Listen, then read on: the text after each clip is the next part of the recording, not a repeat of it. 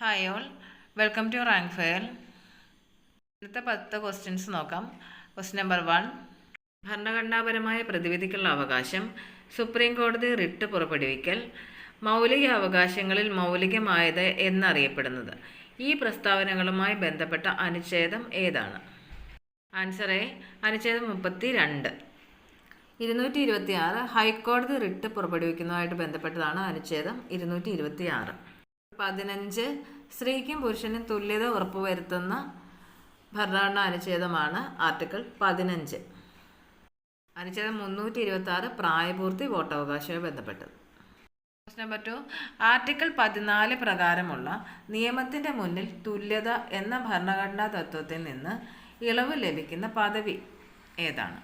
Option A രാഷ്ട്രപതി, B മുഖ്യമന്ത്രി, C പ്രധാനമന്ത്രി, ഡി ഉപരാഷ്ട്രപതി. ആൻസർ ഓപ്ഷൻ എ രാഷ്ട്രപതി. മൂന്നാമത്തെ ക്വസ്റ്റ്യൻ, ഏകീകൃത സിവിൽ കോഡുമായി ബന്ധപ്പെട്ട അനുച്ഛേദം.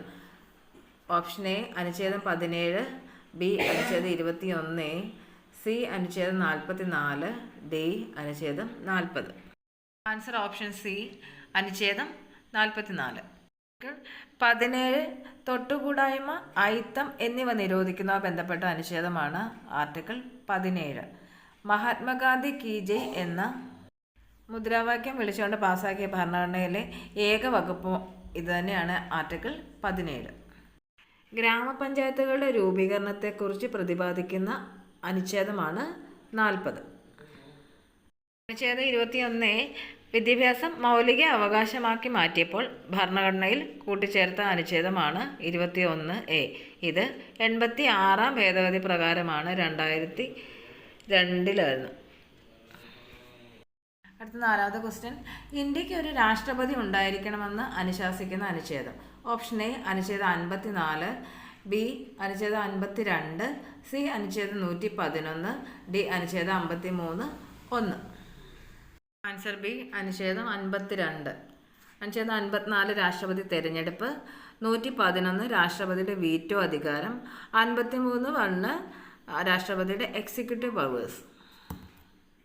നെക്സ്റ്റ് ക്വസ്റ്റ്യൻ, ഇന്ത്യയിൽ ഹൈക്കോടതികൾ സ്ഥാപിക്കപ്പെടുന്നത് ഏത് ഭരണഘടനാ വകുപ്പ് അനുസരിച്ചാണ്? ഓപ്ഷൻ എ അനുച്ഛേദം 324,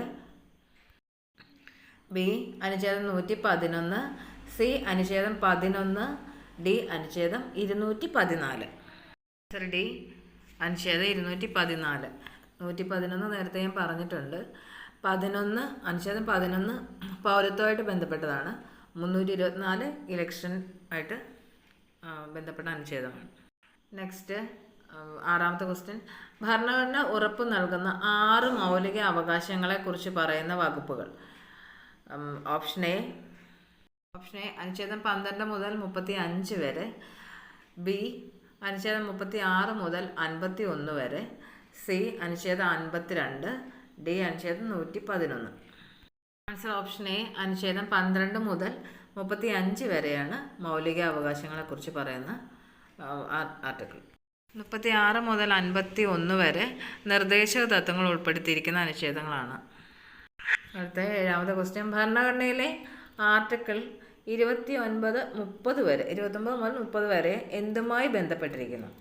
ഓപ്ഷൻ എ സാംസ്കാരിക വിദ്യാഭ്യാസപരമായ അവകാശങ്ങൾ, ഓപ്ഷൻ ബി മൗലിക അവകാശങ്ങൾ, ഓപ്ഷൻ സി നിർദ്ദേശക തത്വങ്ങൾ, ഓപ്ഷൻ ഡി മൗലിക കടമകൾ. ഓപ്ഷൻ എ ആണ് ആൻസർ. സാംസ്കാരിക വിദ്യാഭ്യാസപരമായ അവകാശങ്ങളാണ് ആർട്ടിക്കിൾ 29, 30 വരെ.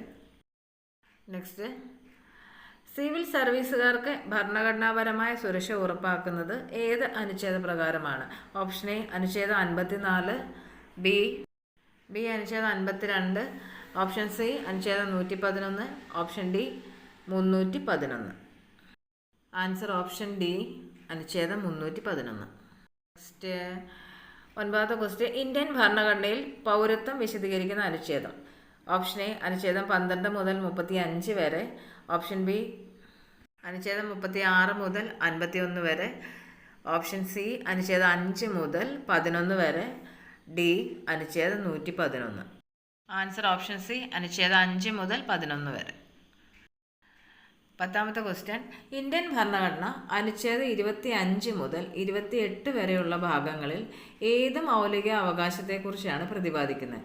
ഓപ്ഷൻ എ മതസ്വാതന്ത്ര്യത്തിനുള്ള അവകാശം, ഓപ്ഷൻ ബി ചൂഷണത്തിനെതിരായ അവകാശം, ഓപ്ഷൻ സി സാംസ്കാരികവും വിദ്യാഭ്യാസപരമായ അവകാശം, ഓപ്ഷൻ ഡി സ്വാതന്ത്ര്യത്തിനുള്ള അവകാശം. ആൻസർ ഓപ്ഷൻ എ മതസ്വാതന്ത്ര്യത്തിനുള്ള അവകാശമാണ് 25 മുതൽ 28 വരെയുള്ള ആർട്ടിക്കിൾ പറയുന്നത്.